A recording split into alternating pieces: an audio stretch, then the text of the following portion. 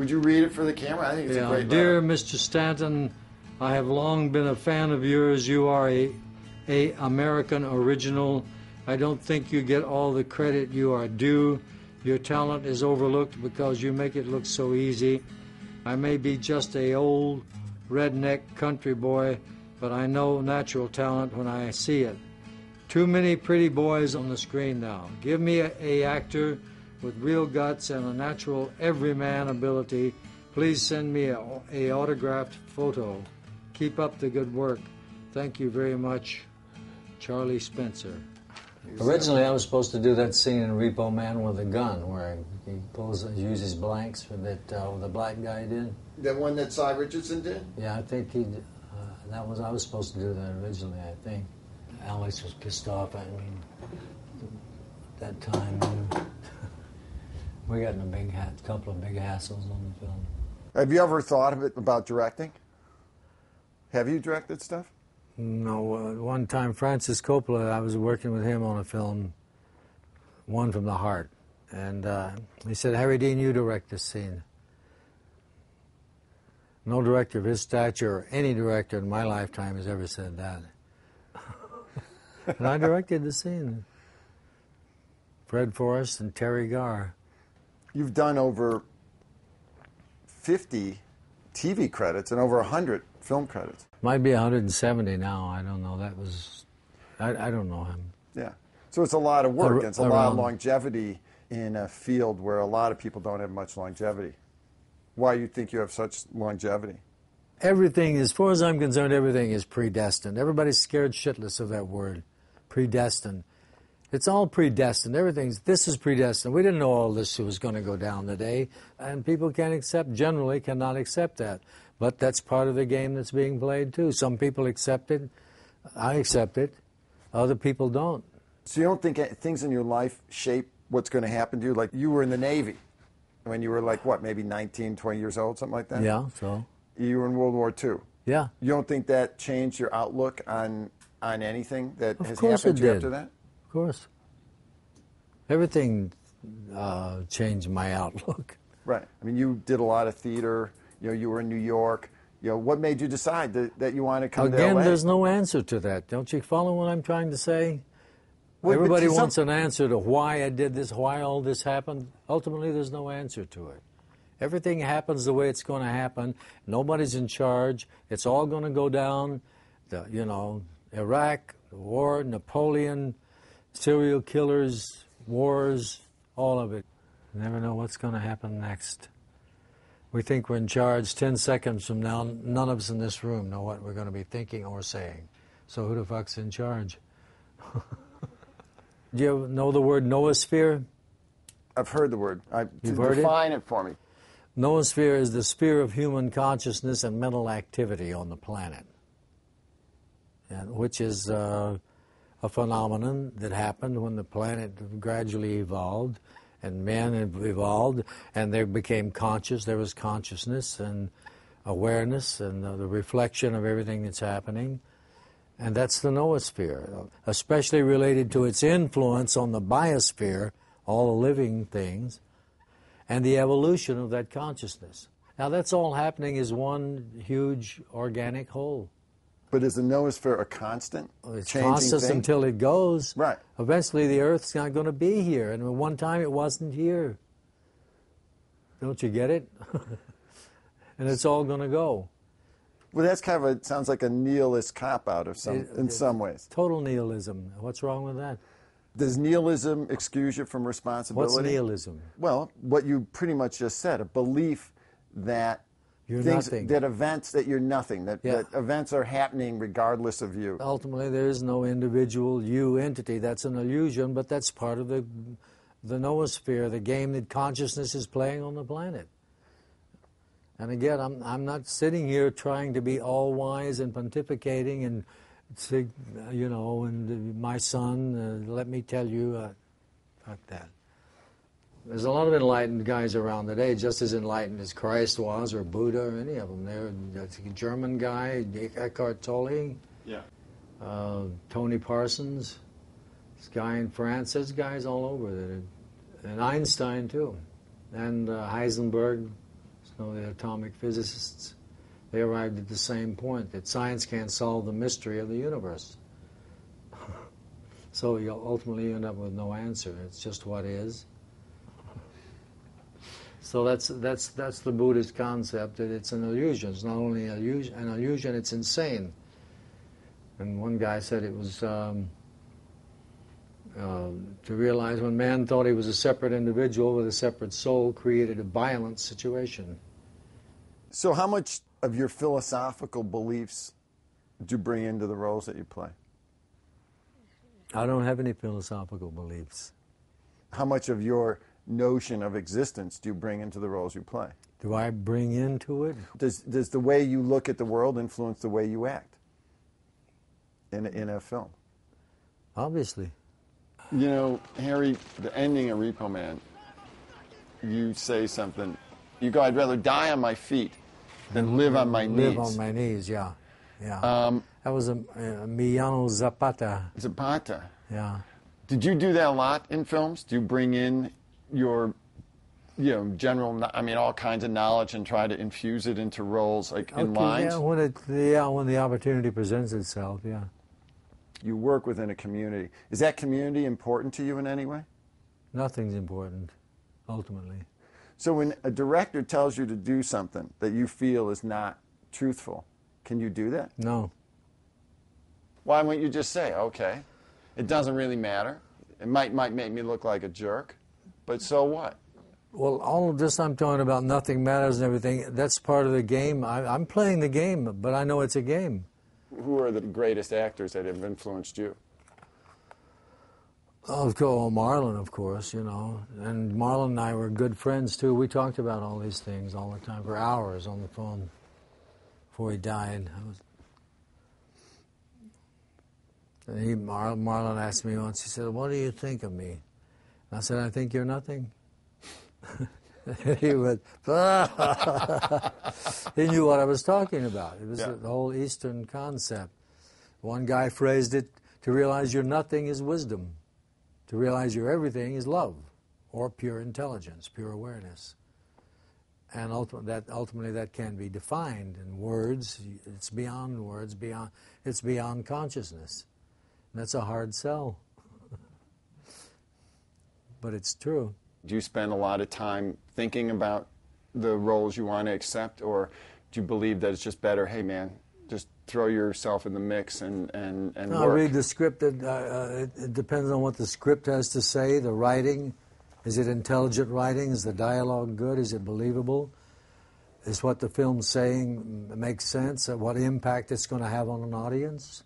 All of these things factor into what you want to do and what you want to do. Because I think I read somewhere, too, in going through things, a quote by you saying that you had missed meetings and had not done things that you thought you could have done and made your career more successful. Oh, yeah, I could be more richer and famous than I am. I had opportunities to. But somewhere at the time the decisions came up, I said no. And again, there's no answer to that. That's just the way Are there regrets for that? For a moment, but then I realized how totally useless that is. But that's the way things happen. Again, I'm not in charge of it. Everything evolves that way, and that's what is. But I can't sit around and regret it. I might sit around and regret it, but that's part of the big picture too. I might not. Yeah, because you know what the other side of that quote was? The other side of the quote said that you said, yeah, but it would have taken a lot more of my time. Yeah, I didn't want to work 24 hours a day every day. That's why I've never directed. I could be a good director. It's too much work. I don't want to work. I wasn't geared. I wasn't genetically wired that way when I was born. All these decisions happened the way they happened. Would you be considered a difficult person to work with? Do you think directors consider you difficult or easy? If I'm right, I'll be difficult, yeah. I take a project because I trust the people I'm with, the director, the other actors, the writers, the script. Are they all talented? And if that's not there, then I don't want to be involved in it. So you had training. Your whole background was in theater. Do you think theater made you a more meticulous actor? Well, anybody can be a film actor. If you've got a good director and a good script, especially a good director, You can take a guy off the street and he'll be good at it. Who's the best director you've ever worked with? I can't pick one and say he's the best of all. Not the best. Maybe who did you have the most affinity with? All the good ones I've worked with. I worked with Alfred Hitchcock.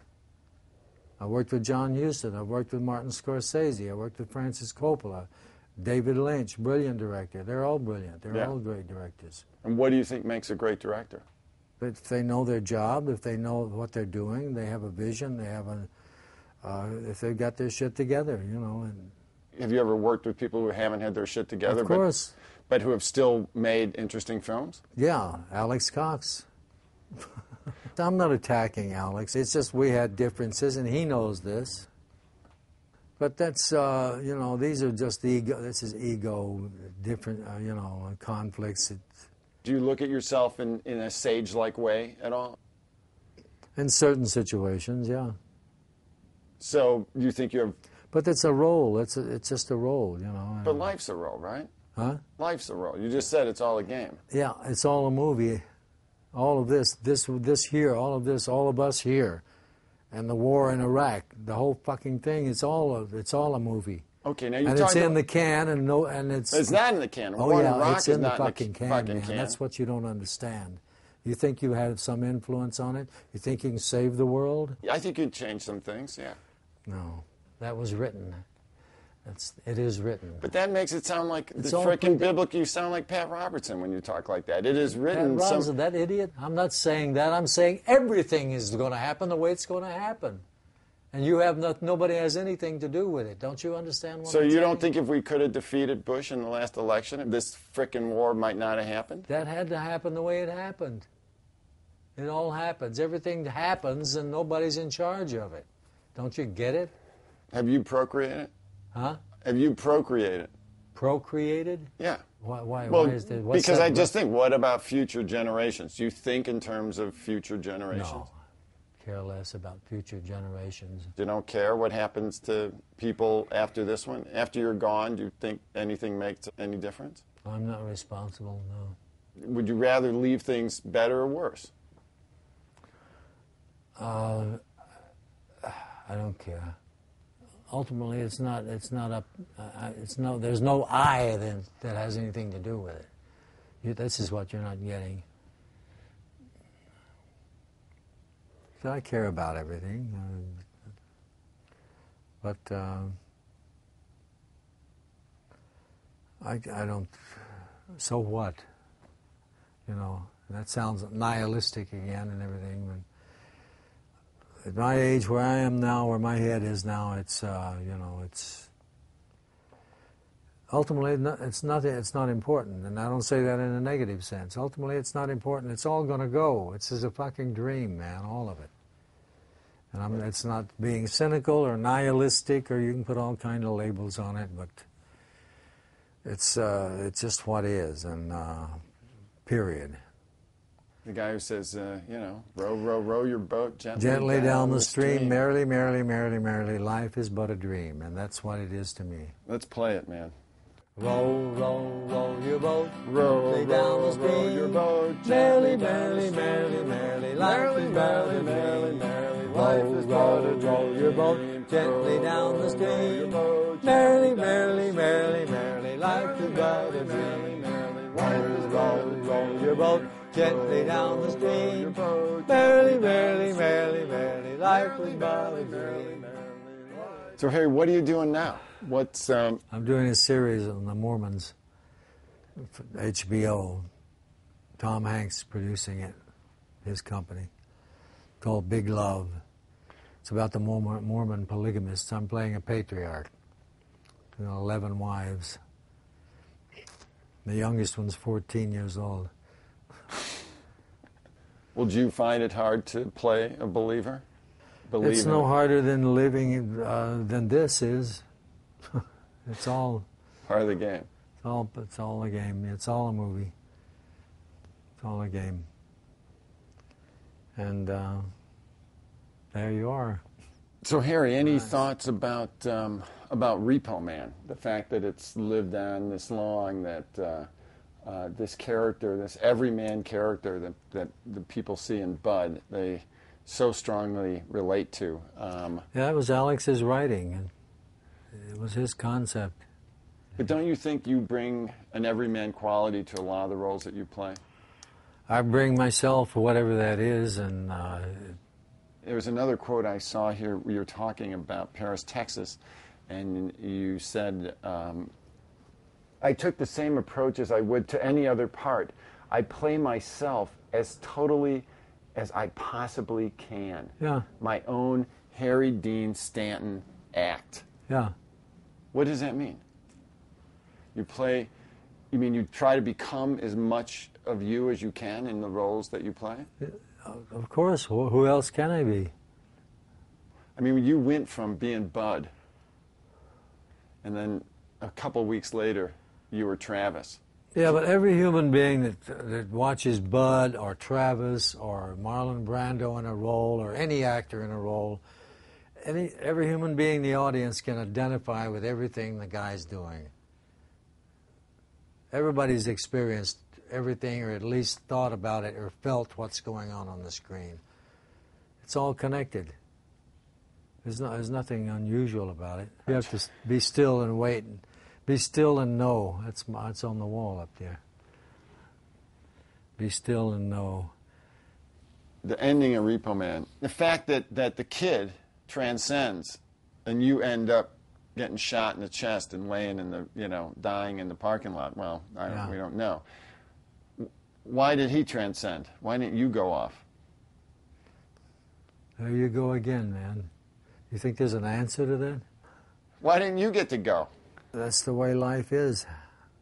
It's all a move. It's in the can. It was written. It's the way it was written. Surrender to it. Roll your boat.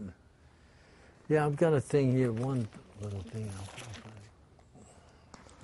I don't know what page it's on. It's a book on Marlon. His auction. They auctioned off all his stuff. I've got a quote in here. The tears I shed yesterday have become rain.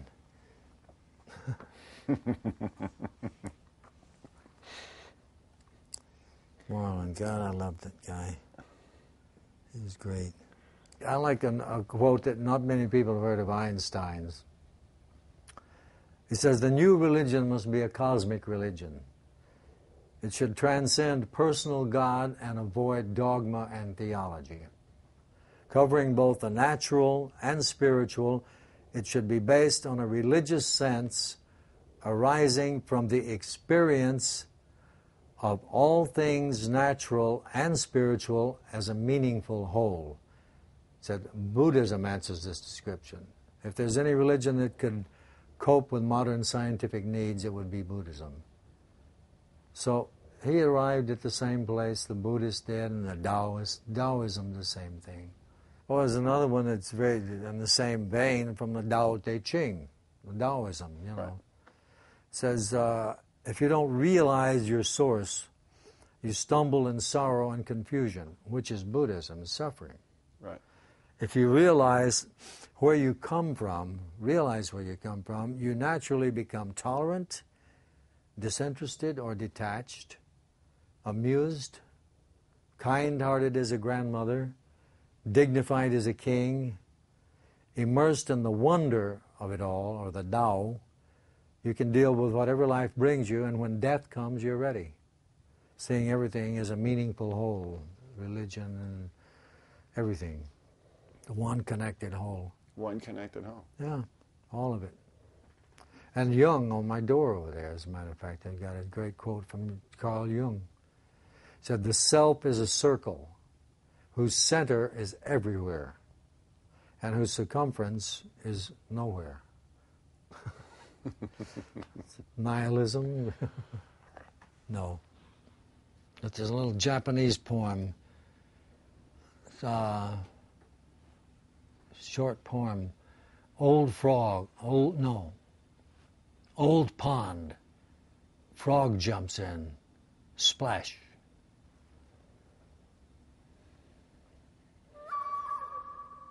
Cool. Yeah, that's enough. Says it all. That's it. Harry? Okay, thank you, pal. Thank you, pal. Really appreciate it. I appreciate the time and the insights, man. If you talk to Alex, tell him I love him, okay? I definitely will tell him that you love him. You guys made a great film together. Yeah, and it's still playing. It's still playing all the time. Ultimately, you have to say nothing's important, and that's not a negative point of view. It's just what is. Yeah.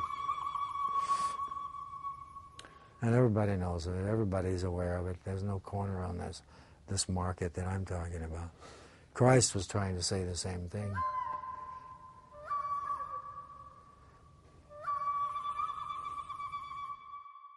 Row, row, row your boat, row down the stream.